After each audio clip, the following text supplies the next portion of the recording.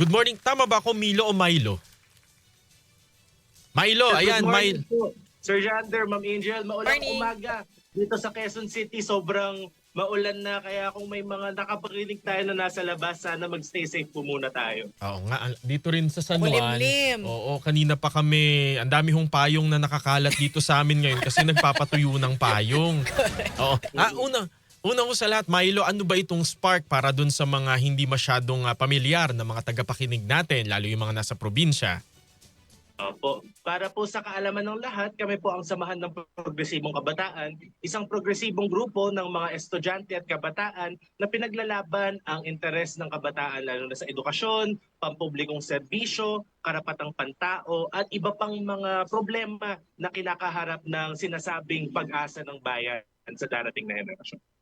Milo, dahil nga na nasa Lunes, meron ba kayong mga aktibidad na kasama pa ang iba pang grupo?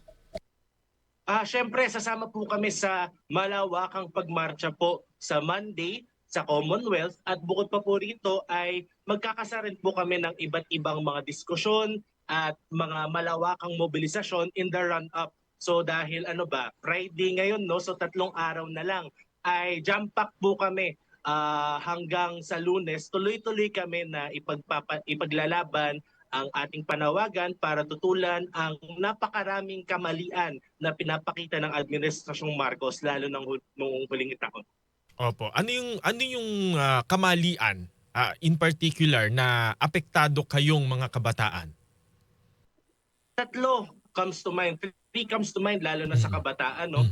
Edukasyon, issue ng paksilika, tsaka ang pagpapatakbo nitong impeachment, itong anti-corruption campaign. Pinakamahalaga sa amin syempre yung edukasyon, lalo na noong tinulak ng CHED ni Marcos, ang Commission on Higher Education, na baguhin ang curriculum ng mga college student, na tanggalin ang mga mahalagang subjects sa arts, sa sciences, kasaysayan, at iba pang mga lugar na dapat pinaghuhubugan ng critical at demokratikong pag-iisip ng kabataan. Natatamaan ito dahil kung naalala natin ng mga huling buwan, paunti ng paunti. By 2028 or 2029, ang balak po ng CHED ay paunti ng paunti ang core subjects. Pero ang ibig sabihin lang po nito, lalo na sa kabataan, ay mawawalan ang kalidad ng aming edukasyon at bukod pa rito ay mawawalan ng seguridad ng trabaho para sa libo-libong mga guro, lalo na sa kolehiyo dito sa ating bansa.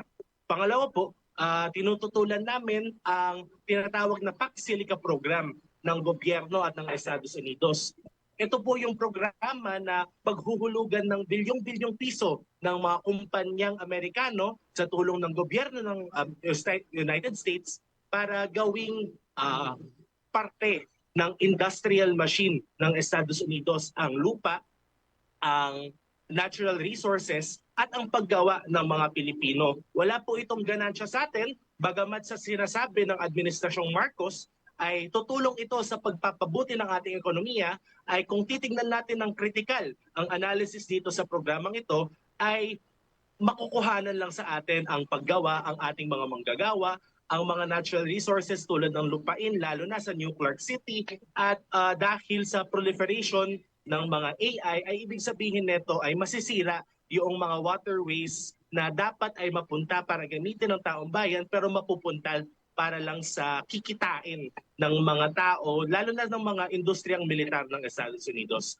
At huli sa lahat, ang pinaka-dinidikdik namin ay sa gitna ng sinabi ni Bongbong Marcos noong huling taon na mahiya naman kayo sa mga implikado sa flood control infrastructure corruption, ay kakarampot lang yung mga nahuli nila. As in, small fish lang talaga. Nauna pa si Diskaya, nauna pa ang ilang mga karibal ng administrasyon, pero yung mga kaalyado ng administrasyon ay safe, kumbaga, hindi ligtas mula sa prosecution. At higit sa lahat, makikita na itong impeachment ni Sara Duterte, bagamat kailangan itong ipagpatuloy dahil klarong-klaro naman na sakdal si Sara Duterte sa mga pinaratang sa kanya, ay mas nagmumukhang ito ay political or partisan na proseso ng Pangulo para tanggalin yung mga karibal niya in the lead up to 2020. Milo, since nabanggit mo yan, yung mga hinaing concerns sa inyong grupo, tingin nyo ma-address o masasagot yan mismo ng ating Pangulo sa SONA sa Lunes? Ang tingin po namin ay si Presidente, tulad nga ng sinabi ni Jose Claire Castro, sasabihin niya yung mga ground shaking, earth breaking, yung mga mabuti na ginawa ng administrasyon niya.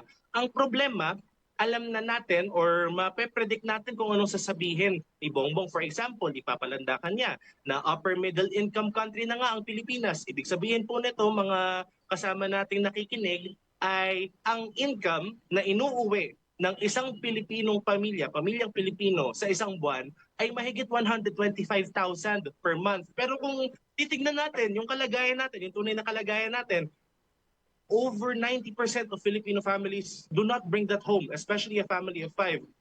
Hikahos po ang mga manggagawa, lalo na ang mga kabataang manggagawa dahil sobrang baba po ng sahod na inuuwi. Samantala, tuloy-tuloy po yung pagtaas ng presyo ng mga bilihin tulad ng pagkain, edukasyon, kuryente, gasolina, etc. etc. So, bagamat sasabihin ng Pangulo ang mabuting naidulot ng kanyang gobyerno, ay kung titignan natin, kung susumahin natin ang kalagayan ng mga Pilipino sa kasalukuyan, ay hindi ito pinapakita ang tunay na realidad ng milyon-milyong Pilipino. Ito lang ang realidad na nakikita ng gobyerno, lalo na ang realidad na makakatulong sa reputasyon ng presidente. Pero kung pag-uusapan ang tunay na kalagayan ng mga manggagawa, maralita, mga taga-probinsya, mga magsasaka, ay hindi ito, malayo pa nga ito sa katotohanan na nararanasan natin. Mhm. Binanggit mo yung 2025 SONA, no? Bahagi nung kanyang talumpati, ipinagmalaki ng Pangulo yung Academic Recovery and Accessible Learning o yung ARAL program, maging yung Early Childhood Care and Development. Ito yung mga program for kinder to grade 3. Sa palagi mo ba effective yung ganitong mga iskema? Sa amin pong pananaliksik at sa sinabi na rin po namin sa Kongreso nung kami ay inimbitahan, ay bagamat maganda ang learning recovery program dahil ibig sabihin nito mahahabol ng mga kabataan natin, lalo na yung mga grade 1 to grade 3, yung kanilang pinagkulangan na edukasyon nung panahon ng lalo na ito kasi itong aral ay panghabol nitong kakulangan ng pandemic at nung post-pandemic. Maganda ang learning recovery, pero ang problema kasi itong learning recovery program, ang implementasyon nito, ang unang natatamaan yung mga guro.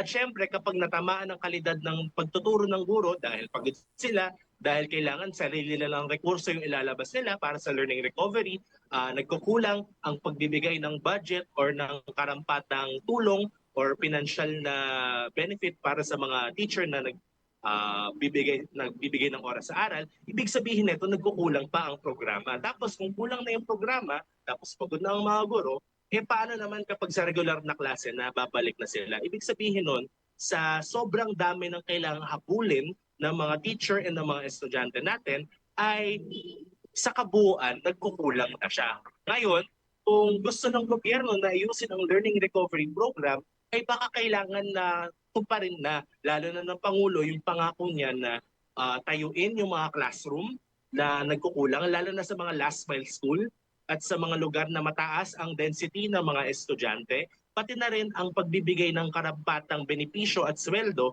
para sa mga public school teacher. Lalo na yung mga public school teacher na for the longest time ay sila yung naglalabas ng pera para matupad yung kanilang curriculum tsaka yung mga iba pang programa ng learning recovery sa mga paaralan. Milo, paano kung halimbawa sa Lunes ay hindi matalakay, hindi masagot ng Pangulo yung inyong mga hinaing sa kanyang SONA?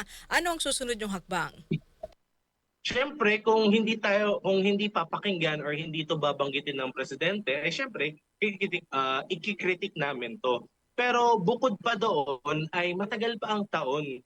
Maraming mga avenue tulad ng pagpetisyon sa DepEd, sa CHED, pagpetisyon mismo sa Kongreso at sa Malacanang, pag-oorganisa sa iba't ibang mga paaralan, iba't ibang mga komunidad na ang mga issue na hindi na sinabi ng presidente or hindi napakinggan ng gobyerno ay itaguyod pa natin. Hindi naman sa kakulangan ng pagtataguyod, lalo na sa mga organisasyon ng iba't ibang komunidad. Lalo, ang mas mahalaga ay dapat mapakinggan ang mga boses nila. Lalo na hindi lamang sa eleksyon, pero sa pangkabuoang proseso ng politika. Ang nangyari po kasi sa Pilipinas dahil sa sobrang hawak ng kapangyarihan ng ilang dinastiya or ng ilang oligarko kapag ang usapin naman ng pamumuhay, kabuhayan, karapatan ng tao yung pinopronta, halos gawing karibal or enemy of the state yung nagre-raise ng ganitong mga concern imbis na pinakikinggan ng gobyerno. Kaya kung ganito ang trato sa atin ng gobyerno, ay may karapatan naman tayo na ipadulog ito sa kanila sa anumang avenue or bulwagan tayo magkita para tuluyan tayong mapakinggan at yung mga hinaing natin ay hindi lang gawing pangako sa SONA, kundi parte ng legislative agenda ng gobyerno. Pati na rin ang pagtatayo or pagpapaunlak ng reforma sa politika at ekonomiya na tunay na ikabubuti ng mga mamamayang Pilipino. Oo, Milo, paano yung mga kabataan na halimbawa gustong sumama, no, lumabas sa lansangan sa Lunes pero wala silang, kumbaga hindi sila organized group, gusto lang sumama at naririnig itong ating broadcast ngayon, saan pwedeng makipag-ugnayan para kung sakali pwedeng sa inyo na sila sumama sa Lunes? Siyempre po ay pwede niyong lapitan ang aming Facebook page, Samahan ng Progresibong Kabataan. Meron din po kaming Instagram. Social media po. Talamak po ang social media sa kabataan. Alam niyo na po yun. Basta i-search niyo po yung pangalan, Samahan ng Progresibong Kabataan, ay may reach out po sa inyo na tao katulad ko, katulad ng mga iba sa aming organisasyon na tutulong para ang mga tao mula sa iba't ibang panig ng Metro Manila at ng buong bansa ay makasama dito sa ating darating na pagkilos. Bale, alam naman natin sa Lunes, ang mangyayari po is full day ang ating pagmarcha mula sa kahabaan ng Commonwealth. Kaya ibig sabihin po neto ay marami pong puwang, marami pong space para po sa atin na sumama. Ang atin nga pong gustong mangyari ay katulad ng mga dating taon ay ma-occupy natin ang kahabaan ng Commonwealth para po ipakita natin kasama ang iba't ibang sektor tulad ng maralita, manggagawa, kababaihan, magsasaka na itong mga hinaing natin, ang tunay na kalagayan, ang tunay na state of the nation ay mapakinggan at hindi lang yung specially prepared ng Pangulo at ng kanyang staff. At dahil dyan, ano ang grado na ibibigay nyo sa ating Pangulo? Sa amin po, narinig ko kanina, mayroong nagbigay ng 5, mayroong nagbigay ng 0, mayroong nagbigay ng negative. Sisimplehan po na lang po namin bilang estudyante rin kami. F po, 0 ang grade na ibibigay namin kay Pangulong Marcos. At syempre, dahil sinabi niya naman to, noong July, Setyembre last year, ay sasabihin naman po ulit namin to pabalik sa kanya. Mr. President, mahiya ka naman. Makinig ka sa taong bayan at hindi sa interes mo at sa mga interes ng advisor mo. Maraming salamat sa inyong grupo, Samahan ng Progresibong Kabataan o SPARC. Milo Basuel ang kanilang tagapagsalita. Maraming salamat. Thank you, Milo. Maraming salamat.